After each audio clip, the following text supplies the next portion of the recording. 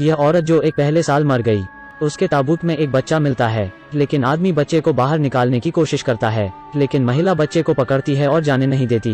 वो आदमी रोने लगता है और औरत से विनती करता है कि मुझे बच्चे की देखभाल करने दो और आप शांति से आराम करो। और यह आश्चर्यजनक है कि जैसे ही उसने बोलना समाप्त किया तो लड़की ने बच्चा उसे दे दिया और फिर वो आदमी बच्चे को गोद में लेकर रोने लगता है। लेकिन यह महिला जो एक साल पहले मर गई थी, वो अचानक से रोने लगती है, जिसे देख सभी ग्रामीण दंग रह जाते हैं। यह सब कुछ एक रात पहले से शुरू हुआ था। यह चाचा उस रात उठकर सुबह बिकने वाला दलिया तैयार करते हैं। अचानक यह महिला दरवाजे पर दिखाई देती है और दलिया खरीदती है, लेकिन चाचा उससे कहता है कि वो बहुत जल्दी आ गई है और उसने अभी तक खाना नहीं बनाया है। लेकिन वो महिला दलिया खरीदना चाहती है, लेकिन कोई रास्ता नहीं था, ये लिए चाचा उसे थोड़ी देर के लिए प्रतीक्षा करने को कहता है और इस प्रकार चाचा स्त्री के लिए दलिया बनाकर उसे बेच देता है और महिला वहाँ से चली जाती है। लेकिन चाचा थोड़े चिंतित होते हैं, आधी रात में बाहर की महिला कितनी खतरनाक है। इस दौरान बड़ी बहन भी जाग जाती है और पूछती है कि वो अभी कौन थी, लेकिन चाचा उसे कहता है कि वो मेहमान थी।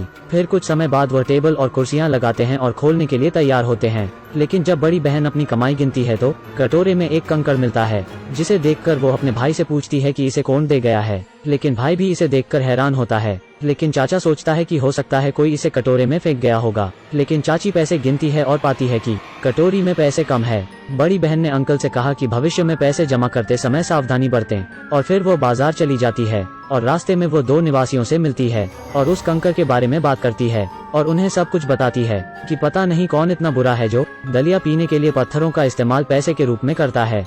लेकिन दोनों पड़ोसी उससे कहते हैं कि एक ही गांव में रहने वाले इस बारे जानते हैं, लेकिन कोई भी ऐसा अनैतिक काम नहीं कर सकता। आप हर रोज दिन में दलिया बेचते हैं, जरूर ऐसा हो सकता है कि कोई आधी रात को आया हो। और यह सुनकर बड़ी बहन बहुत डर जाती है और पड़ोसियों ने उसे रात में सावधान रहने की सलाह दी और वो वहाँ से चले जाते हैं। अप्रत्याशित रूप से अगली रात महिला वास्तव में इसे फिर से दलिया खरीदने आती है। अंकल इस बार ध्यान से देखते हैं और असली चांदी होने की पुष्टि करते हैं। लेकिन जब वो महिला के लिए दलिया लाने जा रहा था तो अचानक बाहर खड़ी महिला गायब हो जाती है और वो बाहर आने के बाद उस महिला को बुलाता है, लेकिन कोई भी जवाब नहीं देता। इससे आदमी कोई बहुत अजीब महसूस होता है। इससे भी अजीब बात यह है कि आगामी सुबह बड़ी बहन फिर से पैसे गिनती है और कटोरी में फिर से चांदी की जगह पत्थर मिलता है और आदमी बहुत हैरान होता है। और बड़ी बहन को याद आता है कि उसके पड़ोसी ने कल उससे क्या कहा था और उसे लगता है कि यह कुछ अशुद्ध है और बुरा है। और वह तंग आकर एक आदमी को बुलाते हैं जो घर में पूजा करता है और मंत्र बोलकर जगह को शुद्ध करता है। और पुजारी पूजा के बाद उन्हें बताता है कि उन्होंने सच में एक आत्मा को देखा है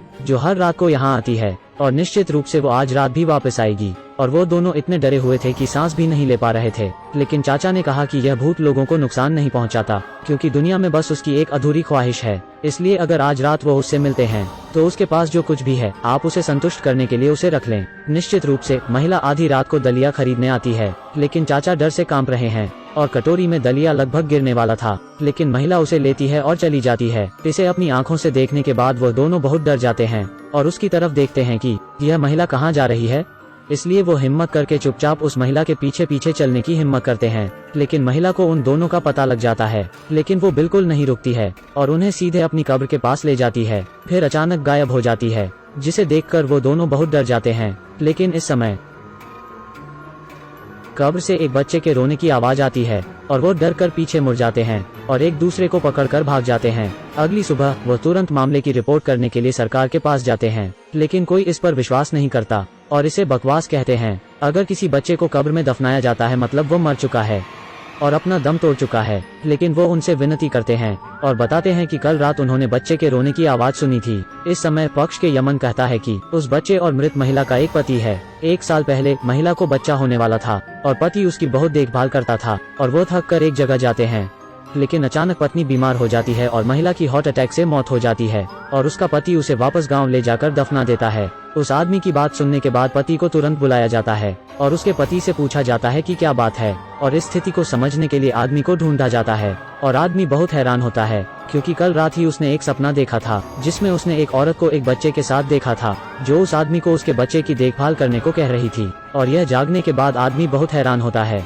और उनसे बात करता है और उसे लगता है कि कुछ गड़बड़ है। अंत में आदमी कब्र पर जाने के लिए सहमत हो जाता है और फिर कब्र को खोला जाता है और बच्चे को उठा लिया जाता है और अपने बच्चे को देखकर आदमी बहुत खुश होता है। लेकिन पत्नी की आंखों से पानी निकालने लगता है और पति भी रोने लगता है और सबको लगता है कि चीजें शांत हो जाएंगी, लेकिन पति को इस रात की उम्मीद नहीं थी। आदमी बच्चे को सुला रहा होता है और धीरे धीरे पत्नी का भूत अचानक प्रकट होता है और वो बच्चे को चूमती है और धीरे से रजाई से ढक देती है। आदमी अचानक उठ जाता है और अपनी पत्नी को भूत के रूप में देखता है और आदमी उससे कहता है कि वो उसे बहुत याद करता है। पत्नी भी रोने लगती है और कहती है कि आपको हमारे बच्चे की अच्छी देखभाल करनी चाहिए, और यह कहकर वो चली जाती है और फिर अचानक गायब हो जाती है। पलक झपकते ही हाई स्कूल का 8वां साल आता है। महिला भूत की बच्ची भी एक बड़ी लड़की बन जाती है जो बहुत ही सुंदर और अच्छी है। फिर एक दिन वो गुस्से में कुछ ढूंढती है और उसे 2 भूत दिखाई देते हैं और उसके अपमान के बारे में बात करते हैं और लड़की बहुत दुखी होती है और आगे बढ़ती है और उनसे बात करती है और भूत उसकी मदद करने को कहते हैं, जिसे सुनकर लड़की बहुत खुश होती है और वो एक जगह रुकती है और किसी को देखती है। लेकिन तभी ग्रामीण गैंग उसे अकेले खुद से बात करते दिखाता है और कहते हैं कि ताबूत में पैदा हुई बच्ची सच में नहीं जानती कि वो सच में एक ताबूत में पैदा हुई थी। यह बात करने के लिए वो अपने पिता के पास जाती है और बताती है कि वो ऐसी चीजें देख सकती है जो कि आम लोगों को नहीं दिखती। वो यह सब अपने पिता को बताती है जिससे वो घबरा जाते हैं, इसलिए वो उसे अपने पिता और अपनी माँ के बारे में बताता है। यह सुनकर सत्सुकी रो पड़ी और फूट फूट कर रोने लगी। यह पता चला कि उसकी माँ बहुत अच्छी थी और उसे ताबूत में ही पाल रही थी। यह कहकर वो रोने लगता है, लेकिन उसे उम्मीद नहीं थी कि उसकी बेटी उसकी मदद कर सकती है। और वो सब सरकार के पास जाते हैं और वो अपनी बात रखती है और उसे पहचान लेते हैं और सभी ने यह भी कहा कि उसके कंधों पर खरोंच के निशान हैं। तभी सरकार ने उसे अपने कपड़े उतारने और देखने के लिए कहा कि वो सही है और सभी को घर से सबूत मिलते हैं। उसे मौत की सजा देने के लिए वयस्कों में गवाह और भौतिक साक्ष्य एकत्र किए जाते हैं, लेकिन यह आदमी फिर भी मानने से इनकार करता है और यह उस महिला भूत को परेशान करता है जिसे उसके द्वारा पीटा गया था।